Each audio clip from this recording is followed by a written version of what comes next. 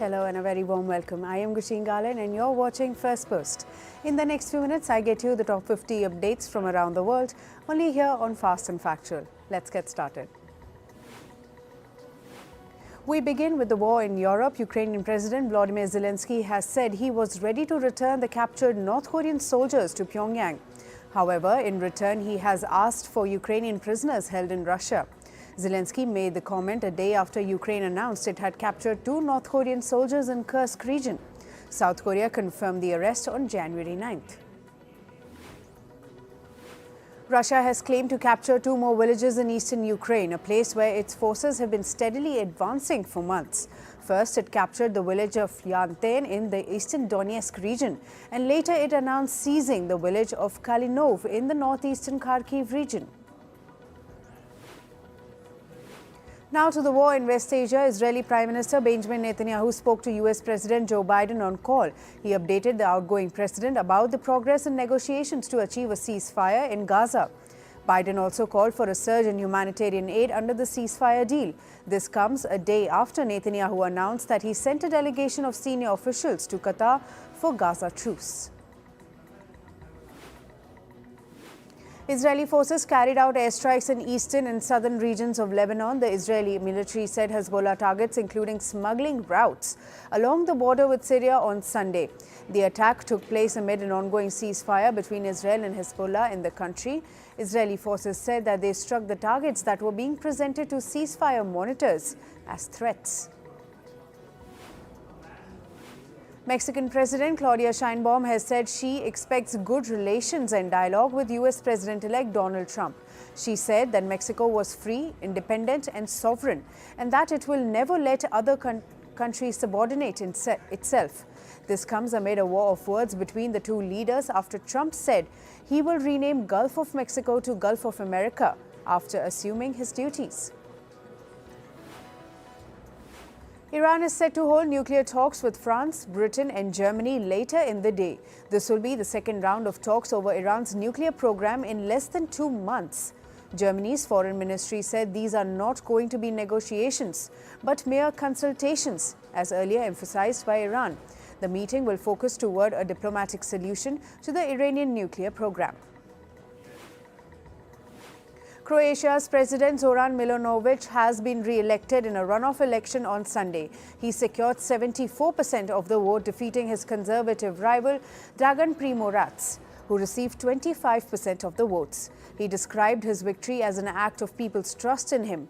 2 weeks ago, Milanovic won 49.1% of the vote during the first round of election, missing an outright majority.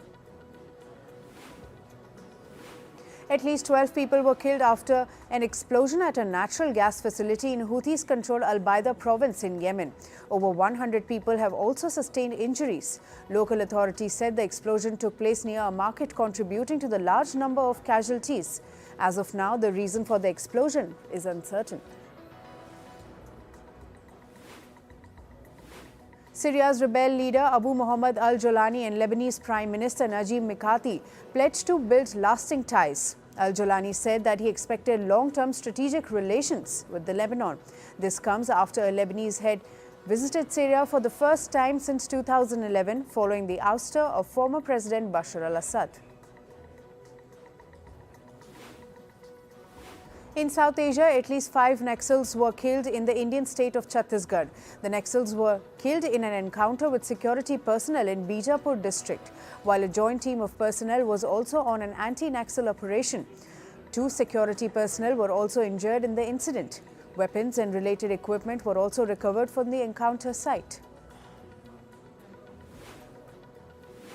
And India's External Affairs Minister S. Jaishankar will attend the swearing-in ceremony of US President-elect Donald Trump on January 20. Jaishankar has been invited to represent the Indian government at the ceremony, where Trump will be sworn in as the 47th President of the United States.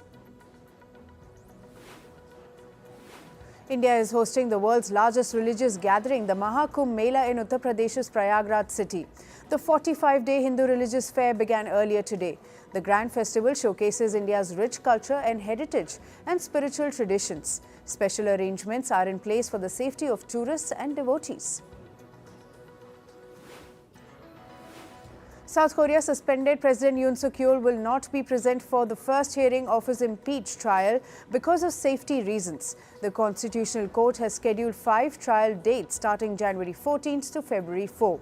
Yoon has previously refused questioning and also avoided last week's arrest over his decision to briefly declare martial law across the country on December 3. He faces charges of treason and insurrection.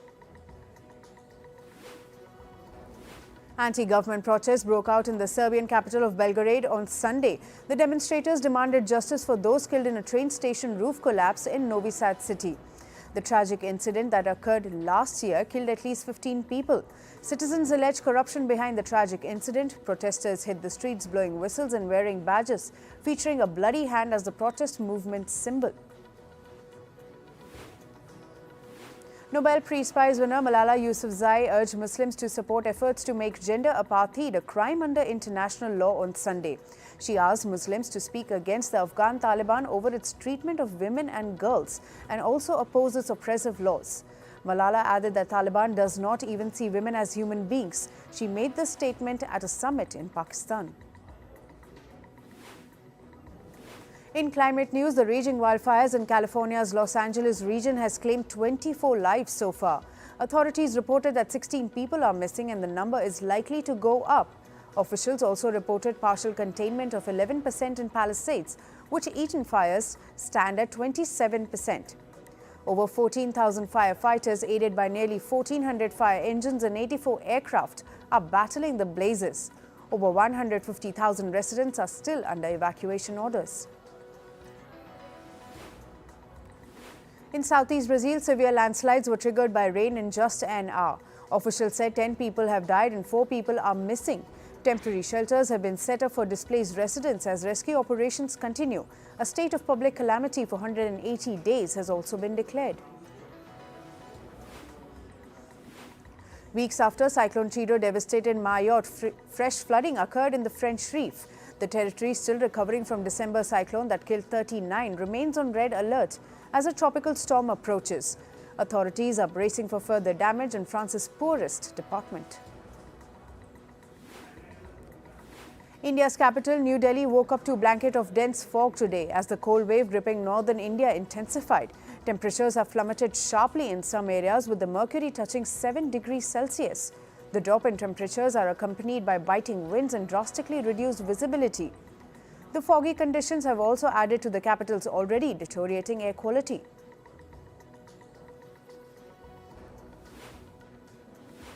Dutch police arrested around 700 Extinction Rebellion activists for blocking the A12 highway in The Hague over the weekend.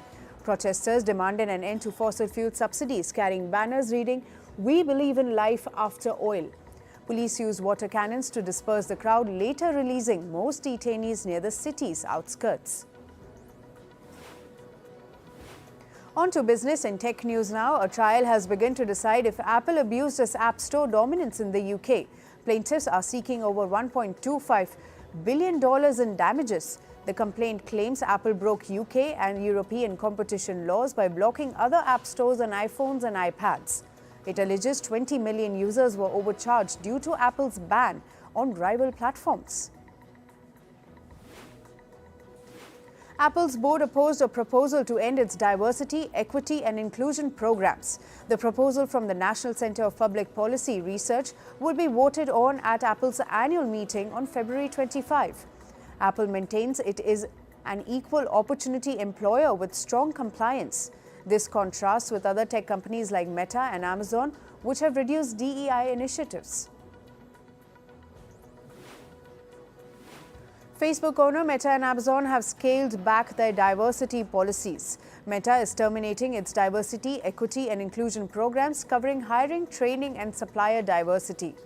Retailing giant Amazon said it is winding down a quote-unquote outdated programs. The British government is set to launch a new plan to boost the economy through investments in the artificial intelligence sector. This new measure aims to create over 13,000 jobs in the country. British Prime Minister Keir Starmer says this plan could contribute $58 billion annually to the economy over the next decade. Oil prices rose for a third session on Monday. Brent crude hit as high as $81.23 per barrel. The price rise is driven by U.S. sanctions affecting Russian crude exports to China and India. According to analysts, both China and India may turn to other regions like West Asia, Africa and America for oil. This shift is expected to push up prices and increase shipping costs. China exports reached $3.47 trillion in 2024. This is 7.1% increase compared to 2023. Overseas shipments provided a boost in contrast to China's sluggish domestic consumption and struggling property sector. The record comes as U.S. President-elect Donald Trump plans to impose tariffs. The Indian rupee hit an all-time low of 86.39 per US dollar. It surpassed its previous lowest record of 85.97. A strong dollar fueled by robust US employment data contributed to the weakening of the Indian currency. Rising oil import costs in India was the additional factor, which put pressure on the rupee. U.S. banks JP Morgan Chase will require hybrid workers to return to office full-time from March. The announcement has triggered numerous employee comments, including complaints. The bank CEO says working from office promotes better learning and culture. More than half of JP Morgan staff is working from office full-time.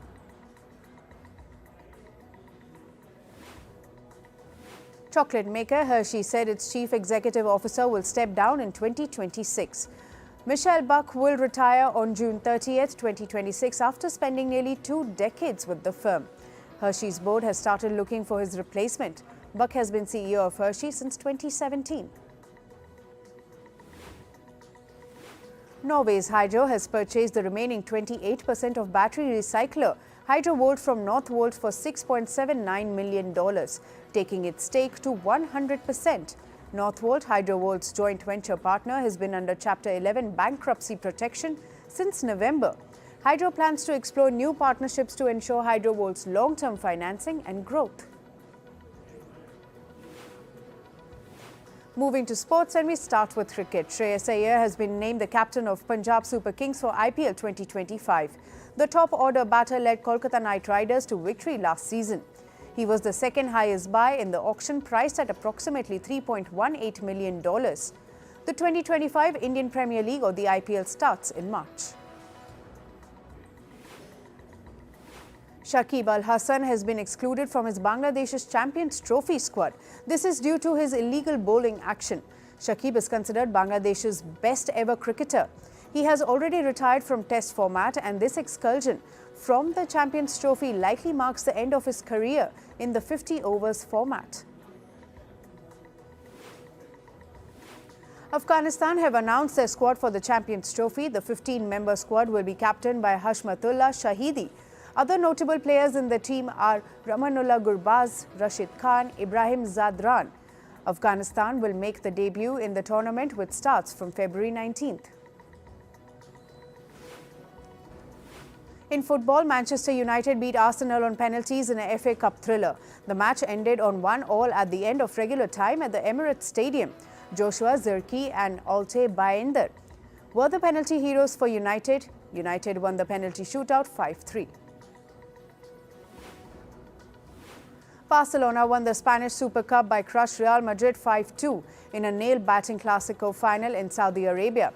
Kylian Mbappe opened scoring for Madrid 5 minutes into play. Barca responded with goals Lamine Yamal, Robert Lewandowski and Rafinha and Balde. The match was a display of Barca's dominance over the tournament. This was their record 15th Super Cup title.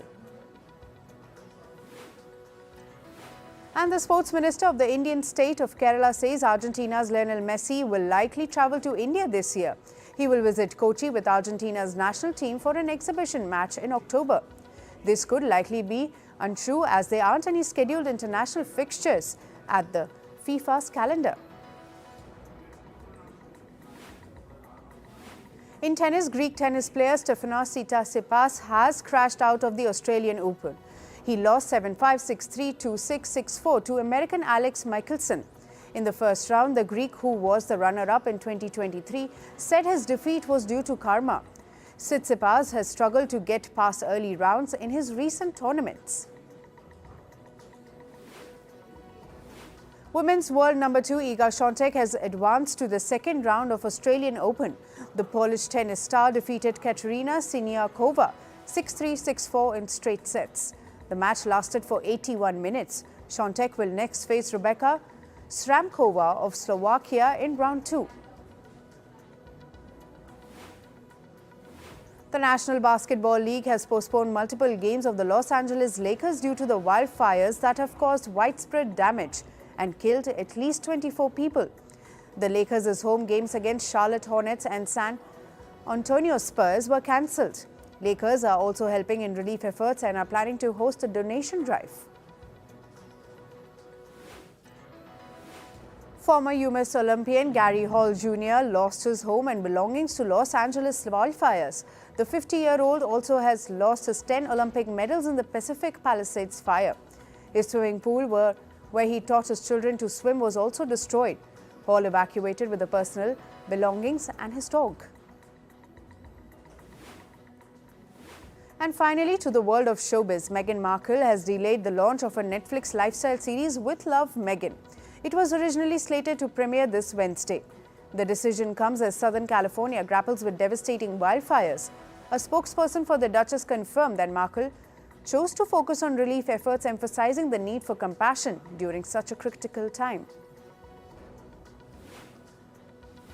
Actor and filmmaker Tyler Perry is taking a stand against insurance companies, accusing them of abandoning Los Angeles residents as devastating wildfires continue to wreak havoc.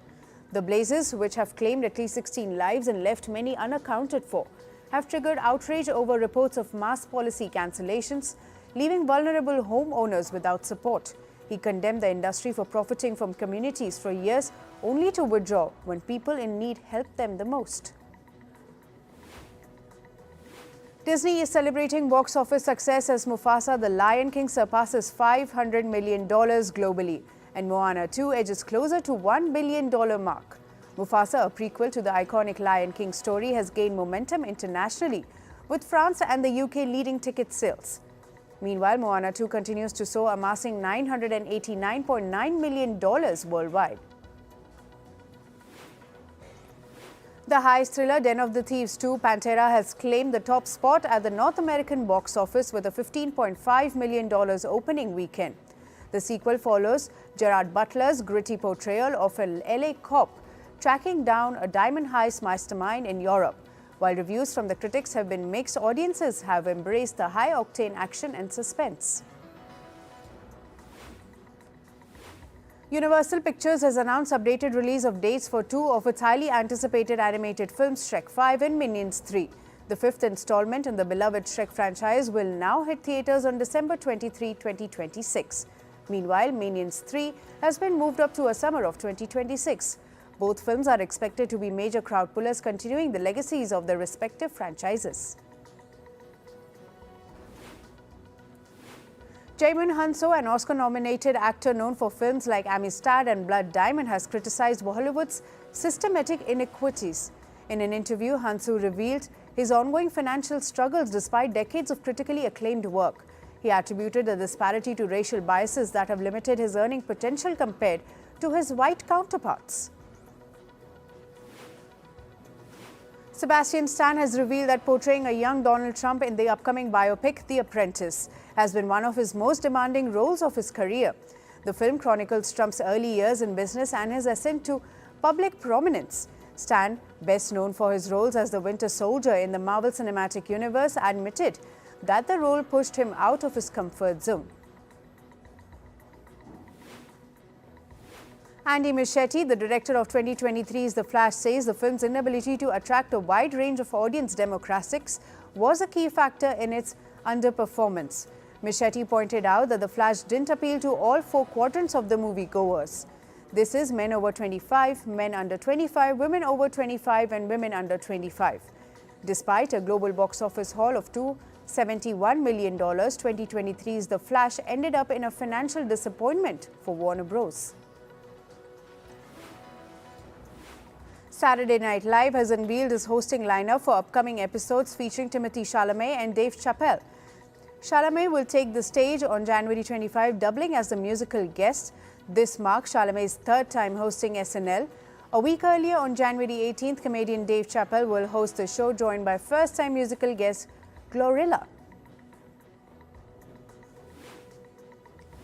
And finally, Leslie Charlton, the iconic actor who brought the character Monica Quatermain to life on ABC's General Hospital, has died at the age of 79. Known as one of the longest-serving actors in daytime television, Charlton played Monica for nearly 5 decades. Tributes from co-stars and fans poured in celebrating her unparalleled contributions to the show.